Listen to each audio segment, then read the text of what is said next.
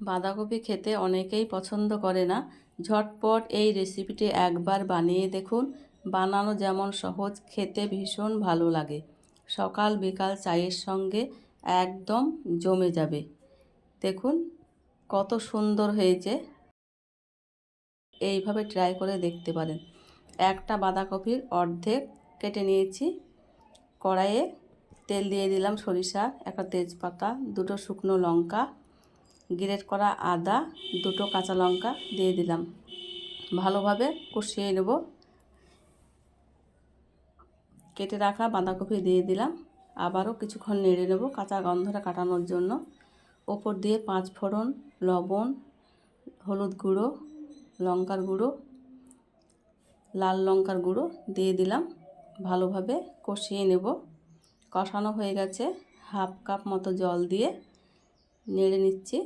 এবার ঢেকে রেখে দেবো সেদ্ধ হওয়ার জন্য। সেদ্ধ হয়ে গেছে, আবারও নেড়ে নিচ্ছি ভালোভাবে নাড়া হয়ে গেছে। ওপর দিয়ে দুটো সেদ্ধ আলু দিয়ে দিলাম। কপির সঙ্গে ভালোভাবে মিক্স করে নেব। ভালোভাবে মিক্স করা হয়ে গেছে। ধনে পাতা কুচি দিয়ে দিলাম, বাদাম কুচি দিয়ে দিলাম, কিশমিশ দিয়ে দিলাম। আবারও ভালোভাবে নেড়ে নেব।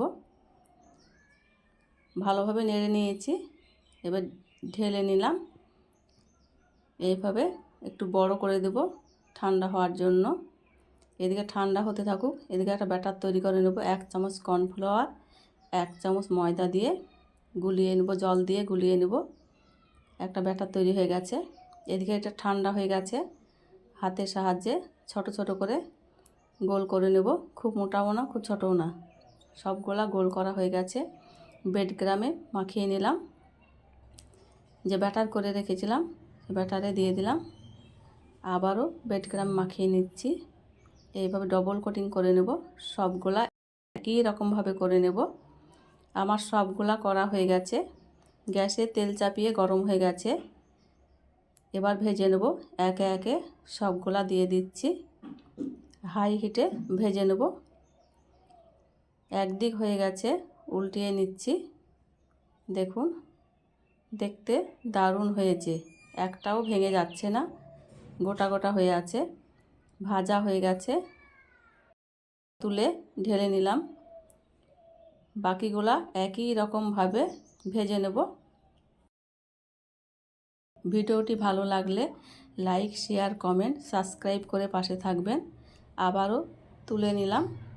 ভিডিওটি না টেনে পুরো ভিডিওটি দেখে নেবার অনুরোধ রইল।